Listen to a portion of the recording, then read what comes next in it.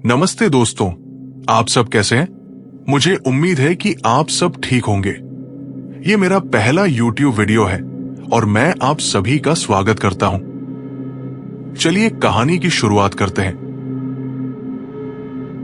ये घटना संदीप जी द्वारा भेजी गई है। आइए सुनते हैं उनके ही शब्दों में। आज मैं आप सभी के साथ जो कहानी शेयर करने जा रहा हूं, वो थोड़ी डरावनी और वास्तविक घटना है जो पिछले साल 2023 में मेरे साथ घटी थी। ये घटना मेरे जिम में हुई थी। सबसे पहले मैं अपने जिम के बारे में जानकारी शेयर करता हूं। मेरे जिम में 3 मंजिलें हैं। ग्राउंड फ्लोर पर वेट सेक्शन, क्रॉसफिट सेक्शन और रिसेप्शन है, जहां आप जिम के बारे में पूछताछ कर सकते हैं। पहली मंजिल पर कार्डियो सेक्शन, योग करने के लिए छत और जिम ऑफिस है। सदस्यों को अनुमति नहीं है। दूसरी मंजिल पर एक और छत है जिसका इस्तेमाल पिलेट्स और जुम्बा जैसे वर्कआउट करने के लिए बहुत कम किया जाता है। यह घटना दूसरी मंजिल की छत के इर्द गिर्द घूमती है। मैं आमतौर पर क्रॉसफिट सेक्शन में वर्कआउट करता हूं। अब घटना इस प्रकार है। रात के 10 बज रहे थे। मेरी बड़ी बहन, मेरी ट्रेनर, मेरे 5 दोस्त और मैं वर्कआउट के बाद पार्टी करने के लिए एक जगह पर जाने का फैसला किया। उसी दिन मैं दूसरी मंजिल की छत पर गया, ये देखने के लिए कि वहां क्या है, क्योंकि मैंने पहले कभी उस कमरे को नहीं देखा था। जैसा कि आप सभी जानते हैं कि जिज्ञासा बिल्ली को मार देती है। मैंने देखा कि ये एक मध्यम आकार का कमरा था और फर्श हरे रंग की घास से ढका हुआ था और दीवार से एक नल लगा हुआ था। मैंने नल खोला, ये देखने के लिए कि पानी बह रहा है या नहीं। पानी बह रहा था। कमरे की जांच करने के बाद मैं नीचे जा रहा था, लेकिन अचानक मुझे उस छत की छत से एक धमाकेदार आवाज सुनाई दी। आवाज इतनी तेज नहीं थी, लेकिन मैंने इसे साफ सुना। ये मुझसे लगभग 1.5 मीटर दूर से आ रही थी। उस आवाज को सुनकर मैं थोड़ा डर गया, लेकिन मैंने इसके बारे में ज्यादा नहीं सोचा। जैसे ही मैं नीचे गया, मुझे लगा कि शायद मैंने नल खुला छोड़ दिया है। मेरे दोस्त मेरा इंतजार कर रहे थे, इसलिए मैंने उनसे कहा कि जब तक मैं नल की जांच न कर लूं, तब तक वे प्रतीक्षा करें और वापस आए। मैं फिर से दूसरी मंजिल पर गया, लेकिन अब मैं कमरे में पूरी तरह से प्रवेश नहीं कर पाया था। मैं केवल दरवाजे के पीछे खड़े होकर कमरे के अंदर देख रहा था। जैसे ही मैं कमरे के अंदर देख रहा था, वो धमाकेदार आवाज फिर से आई, लेकिन इस बार ये बहुत तेज थी और ये दूर से नहीं आई थी। ये मेरे ठीक ऊपर छत पर आई थी। मैं उस आवाज को सुनकर बहुत चौंक गया।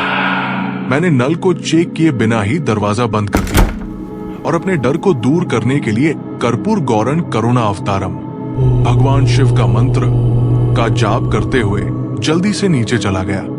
इस घटना के बाद मैं फिर कभी उस दूसरी मंजिल पर नहीं गया और मुझे अभी भी नहीं पता कि उस आवाज का स्रोत क्या था। खैर, मुझे उम्मीद है कि आप सभी को मेरी कहानी पसंद आई होगी। ये दूसरी कहानी अनीश जी द्वारा भेजी गई है। ये उस समय की बात है जब मैं 15 साल का था और अपने स्कूल के दिनों का आनंद ले रहा था। मेरे पिताजी कंस्ट्रक्शन के बिजनेस में थे और उनका एक साइट चल रहा था। हम वीकेंड्स पर पापा के साथ साइट पर जाते थे। अगस्त के महीने का एक संडे था।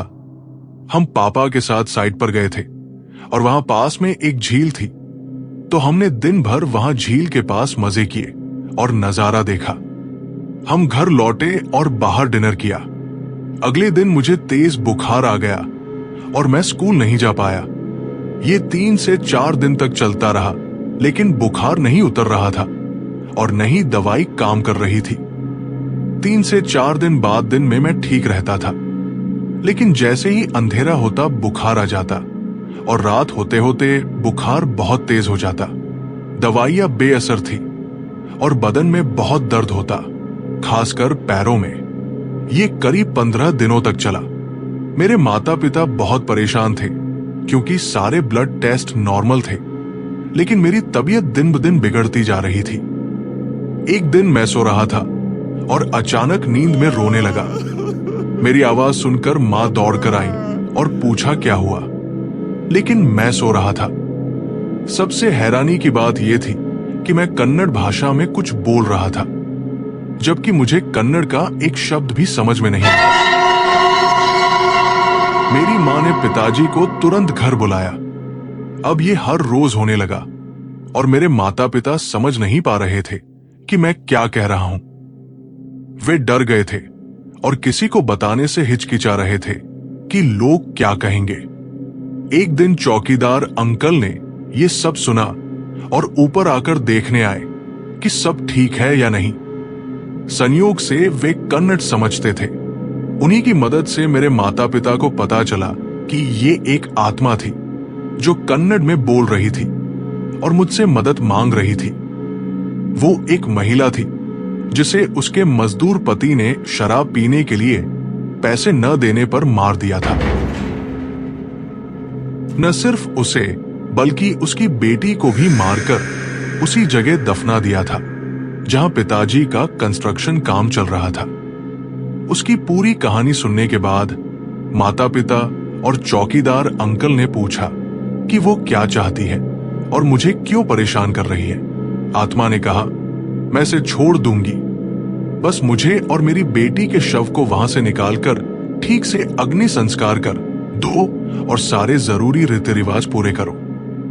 एक कुंवारी कन्या को कपड़े और खाना खिलाओ जैसे हम शादी के पहले बेटी को देते हैं। पिताजी ने तुरंत हाँ कर दी, लेकिन कहा कि इसमें कुछ समय लगेगा। आत्मा ने कहा, मैं किसी को नुकसान नहीं पहुंचाना चाहती थी, लेकिन मेरी आत्मा को शांति नहीं मिल रही थी। मेरे पास कोई और रास्ता नहीं था। उस दिन के बाद मेरी तबीयत धीरे धीरे सुधरने लगी, लेकिन अकेले रहने से डर लगता था। कुछ दिन बीते और काम के कारण पिताजी आत्मा से किए वादे को भूल गए। एक दिन स्कूल से लौटते समय मेरा एक्सीडेंट हो गया। ये बहुत बड़ा हादसा नहीं था, लेकिन एक चेतावनी थी। फिर से आत्मा आई और इस बार वो गुस्से में थी। पिताजी और चौकीदार अंकल तुरंत साइट पर गए और सारे रीति रिवाज किए। उन्होंने उसी जगह से कंकाल निकाला जहां आत्मा ने बताया था। पापा और अंकल ने उसे अग्नि संस्कार दिया, एक छोटी बच्ची को खाना खिलाया और उसे कपड़े व गहने दिए। शाम हो चुकी थी जब वे लौटे। तबीयत के बारे में पूछा गया, लेकिन आत्मा ने ही बोलकर कहा, धन्यवाद, मुझे मुक्ति मिल गई और अब मेरी आत्मा को शांति मिलेगी। उस दिन के बाद आत्मा ने कभी परेशान नहीं किया। मुझे इन सब बातों की कोई याद नहीं थी। मेरे माता पिता ने बाद में सब बताया। आज भी हर साल हम गरीब लड़कियों को कपड़े और खाना दान करते हैं। आत्मा ने हर साल ऐसा करने के लिए नहीं कहा था, लेकिन ये मेरे पिताजी के लिए जरूरी हो गया है और वो हर साल बिना भूले ये करते हैं। हमने भूत प्रेत के बारे में सुना होगा, लेकिन वो आत्मा सिर्फ मुक्ति चाहती थी और उसने कभी मुझे नुकसान नहीं पहुंचाया। ये तीसरी कहानी आयुष जी द्वारा भेजी गई है। शिमला भारत में गर्मियों में घूमने के लिए एक लोकप्रिय जगह है और अक्सर गर्मी के मौसम में भीड़ भाड़ हो जाती है। मैदानी इलाकों, चंडीगढ़, पंजाब आदि में लू के कारण बहुत से लोग छुट्टी मनाने के लिए पहाड़ों पर जाते हैं। मैं चंडीगढ़ में रहता हूं। एक शुक्रवार शाम मेरे 3 दोस्तों ने 3 केस बियर उठाए और मुझसे कहा कि अपनी आइस बॉक्स तैयार रखो, हम शिमला जा रहे हैं छुट्टियों पर। ये लड़कों की रोड ट्रिप थी, इसलिए हमने कोई कपड़े पैक नहीं किए। कार के बूट में 2 केस बियर और पिछली सीट पर 1 केस आइस बॉक्स में रखा और हम शाम 7 बजे चंडीगढ़ से निकले। हमें शिमला में रुकने की जगह के बारे में कुछ पता नहीं था। हमारा दोस्त जो गाड़ी चला रहा था बस इतना बोला कि उसके एक दोस्त का गेस्ट हाउस है शिमला में। हमारे कुछ और दोस्त दूसरी गाड़ी में आगे थे और गेस्ट हाउस के बारे में जानकारी उन्हीं को थी। उन्होंने दूसरी गाड़ी वालों को लोकेशन भेज दी थी। हम ट्रैफिक में फंस गए, लेकिन दूसरी गाड़ी वाले समय पर गेस्ट हाउस पहुंच गए, करीब 8 बजे, और उन्होंने हमें फोन कर बताया कि जगह अजीब लग रही है और उन्हें वहां अजीब महसूस हो रहा है। इसलिए वो वहां से निकलकर शिमला के सेंटर में कहीं और रुक गए। उन्होंने कहा कि अगर कोई और जगह न मिले तो ही वहां जाएं। हमने ज्यादा ध्यान नहीं दिया। ट्रैफिक से निकलने के बाद हम तीनों ने 2 केस बियर किंगफिशर लाइट 24 बोतलें एक्स 650 मिलीलीटर खत्म कर दी थी और बचा हुआ एक केस आइस बॉक्स में रख लिया था। शिमला पहुंचकर हमने किसी जगह पर डिनर किया और फिर समर हिल पर गेस्ट हाउस की ओर बढ़े। वहां का रास्ता बिना लाइट का था। पेड़ों की शाखाएं सड़क पर गिरी हुई थी, जैसे कोई सुनसान भूतिया इलाका हो। रात के करीब 10 बजे हम वहां पहुंचे और जगह सच में किसी भूतिया घर जैसी लग रही थी। हम अंदर जाने में झिझक रहे थे। हम सब 6 फुट लंबे थे और वहां की छत 5 फुट की थी। हम कहीं भी सीधा खड़े नहीं हो सकते थे। गेस्ट हाउस का मालिक, हमारा दोस्त, थोड़ी देर में पहुंचा और हमें कमरे दिखाए। कपड़े तो हम लाए नहीं थे, बस आइस बॉक्स में रखी बियर ही थी जिसे खोलना था। हमने आइस बॉक्स एक कमरे में रख दिया। हमें 4 अलग अलग कमरे दिए गए और जब गेस्ट हाउस का मालिक जा रहा था तो उसने जाते जाते कहा, दरवाजे या खिड़कियां मत खोलना, चाहे कोई कितनी भी जोर से खटखटाए। तब मेरे रोंगटे खड़े हो गए और मैंने उससे पूछा, इस समय कौन खिड़की खटखटाएगा? जैसे ही मैं खिड़की का पर्दा हटाने लगा, उसने मेरा हाथ पकड़ लिया और कहा, पर्दे या खिड़की मत खोलना। उस समय हम हल्के नशे में थे, 2 केस बियर की वजह से, और यही एक कारण था जिससे हम सो गए। मालिक के जाने के बाद हम चारों एक कमरे में आ गए जिसमें से कार पार्किंग दिख रही थी। चारों ने एक 6x6 फुट के बेड पर सोने का फैसला किया और उसी कमरे में अटैच बाथरूम था। रात बीत गई। रात में दरवाजे पर खटखटाने की आवाजें आई, लेकिन सबसे बड़ी परेशानी 4 लोगों का एक ही बेड पर फिट होना था। सुबह उठे तो आइस बॉक्स की बियर अभी भी ठंडी थी। हमने उसे नाश्ते से पहले पी लिया। जब हम जगह छोड़ने लगे तो मुझे जिज्ञासा हुई कि खिड़की के पीछे आखिर था क्या, जहां उसने मुझे पर्दा हटाने से रोका था। मैं गेस्ट हाउस के बाहर से खिड़की के पीछे की जगह देखने गया और वहां एक गहरी खाई थी। वहां खड़े होने या खटखटाने की कोई जगह ही नहीं थी। ये अविश्वसनीय था और हम उस जगह कभी वापस नहीं गए।